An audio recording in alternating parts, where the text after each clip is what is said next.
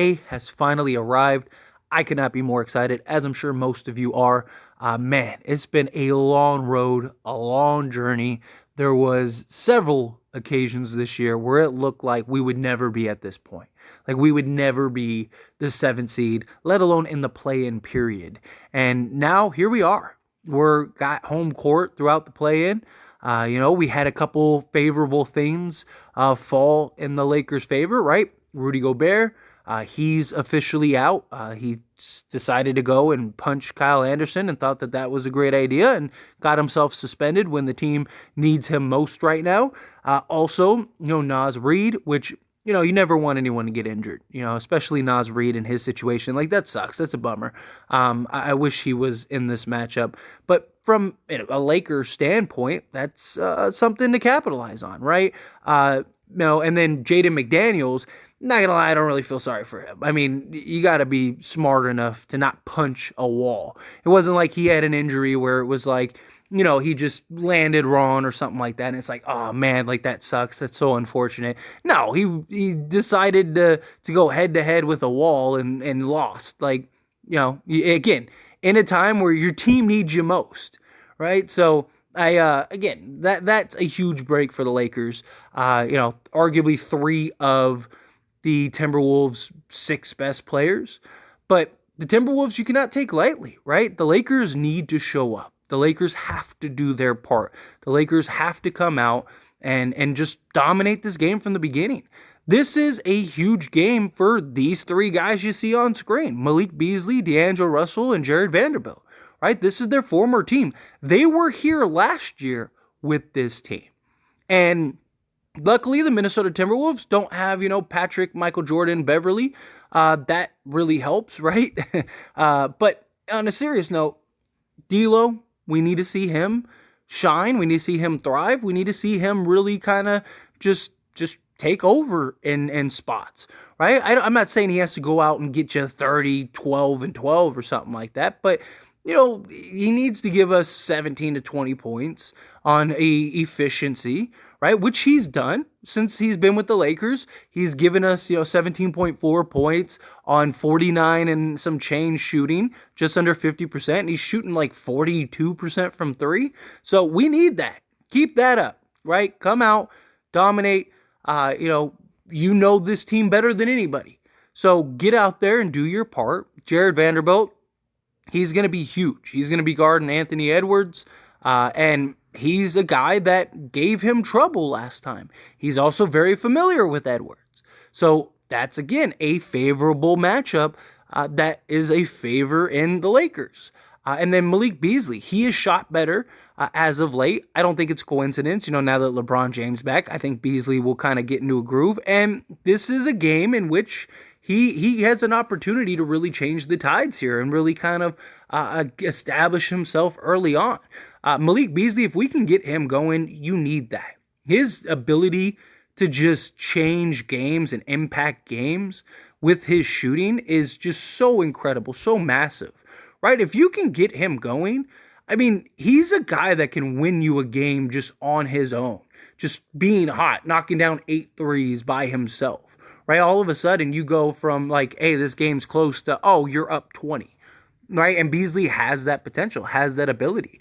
But again, I don't need these guys to be, Shaq, Kobe, and Ray Allen. I just need them to be and play the roles that are asked of them. Jared Vanderbilt, I need some lockdown defense, some hustle. I need D'Lo, a little bit of everything. Give us some quality playmaking. Give us, a couple rebounds here and there. Give us a couple nice buckets and control pace and stuff like that. And then Malik Beasley, take your shots and make them. Get quality looks. Don't force stuff. Unless you're in a position to where you have to. But if you can, take good quality shots, get your efficiency up, and let's go win this game, right? Now, Minnesota, you can't sleep on them, right? This is a team that still has, Anthony Edwards, who can go off for 60. They have Karl Anthony Towns, who can go off for 40. And they have Mike Conley, who could go off for 25. I mean, this is a team that just between those three guys, they could get you 80 to 100 points, right? So you gotta keep them honest. You gotta really keep it in line, right? If it was me, I'm putting Austin Reeves on Mike Conley, Jared Vanderbilt on Anthony Edwards. You could even put LeBron on Karl Anthony Towns, because the Timberwolves, their game plan's probably going to be to just spread the floor with five, right? Five out, have try to bring Anthony Davis out of the paint. So Anthony Edwards and Mike Conley and Taurean Prince and Kyle Anderson, they can just walk to the basket. The way that you navigate that is if it was me, I'd leave Kyle Anderson wide open. Let him. Yes, I know some people might look at his stats and go, oh, he's shooting 41%, but he's taken like 23s this year, 26 threes, something like that, right? It's not a large enough sample size. If Kyle Anderson is going to go off for 10 threes, you live with that, right? You let Anthony Davis control the paint. You allow him in that spice position. You have, D'Lo maybe in that spot as like the help defender, but also kind of keeping an eye on Kyle Anderson. That's basically how I would structure it, right? And then, you now are in a position to where you have all your bases covered, right? You have LeBron on Cat. You got Reeves on Conley. You have Vando on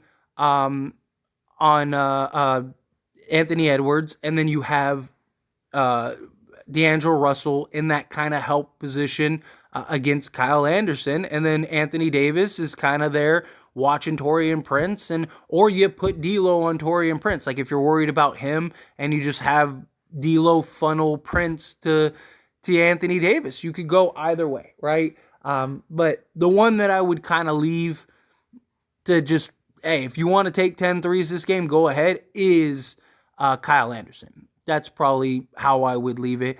But regardless, however you want to approach this, however you want to go about it, even Karl Anthony Towns. Like, Karl Anthony Towns wants to take 10 threes, and if he can knock them down, I mean, he is shooting at, 36.6%. So that's not like anything to sneeze at, but if Karl Anthony Towns is going to give you 30 from the three-point line, I'd rather take that than just guys just getting to the basket and getting easy buckets, right? Because Anthony Davis is out of the paint.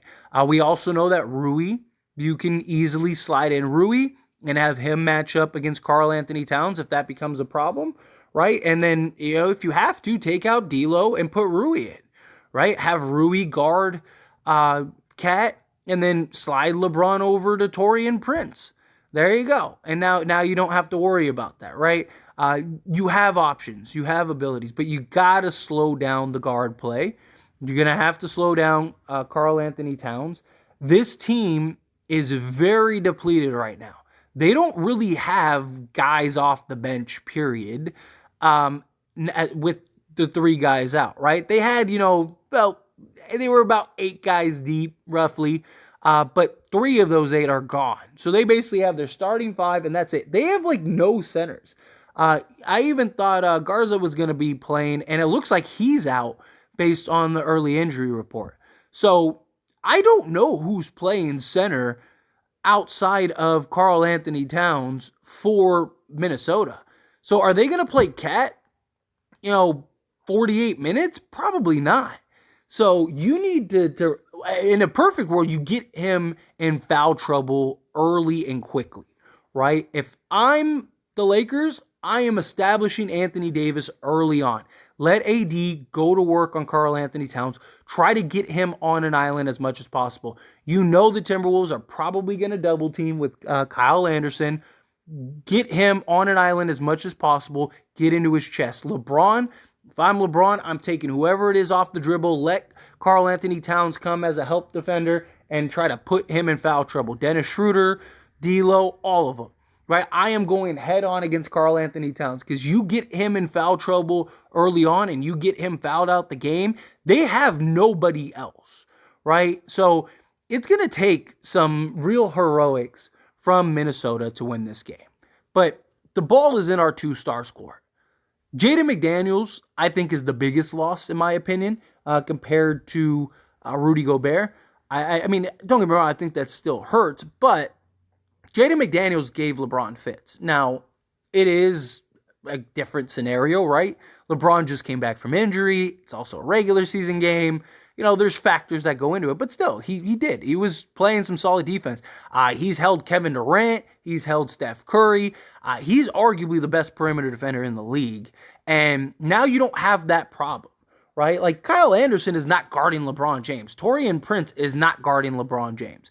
LeBron James is going to feast. And same thing with Anthony Davis. They have Karl Anthony Towns. They're probably going to double team these two guys. You're going to have to play out of the double team, but this still should be a monster game for these two. Now, I've said this before, and I still mean it. Like, if guys are going off, if D'Lo's having a night, and he's like, he's got 14 in the first quarter, and Austin Reeves has got like 10 in the first quarter, and Beasley's got like 8, and we're just killing them with the role guys, then fine. I'm okay with that, right? Like if LeBron James and Anthony Davis don't have to go off for 30, cool. But they need to be present, right? They need to have that intensity. They need to have that energy. So if we do need them, then you can have them, right? Like, especially LeBron. Like, LeBron likes to get guys going early. That's fine. But he needs to be cautious and observant of the situation and be able to go, okay, the guys don't have it tonight. I need to take over, right? You can't let the Timberwolves go out and push out a big lead and now we're playing catch-up all game, right? Like LeBron, like great example is the Clipper game. LeBron James was great in the second half, but by that point, it was too late. You can't have that happen, right? Lakers need to get out, establish early, do their job, play with intensity, lock down defensively. Don't let this team get too carried away and out of hand, and you're going to win this game. You have all of the chips stacked on your side of the table, right? You just need to use those correctly. And these two guys are more than capable of doing that. We still haven't seen anybody beat these two when they're healthy. The Phoenix Suns would have lost that series. So come together, play as a team, play as a unit, play for each other, go out there, build chemistry, and let's go on a deep playoff run. Look, the Lakers are probably only going to get better as the playoffs progress because they're going to get more games under their belt, get more chemistry, more repetition, more everything. This is a team that really, the deeper they go, the better they will probably be as the playoffs progress.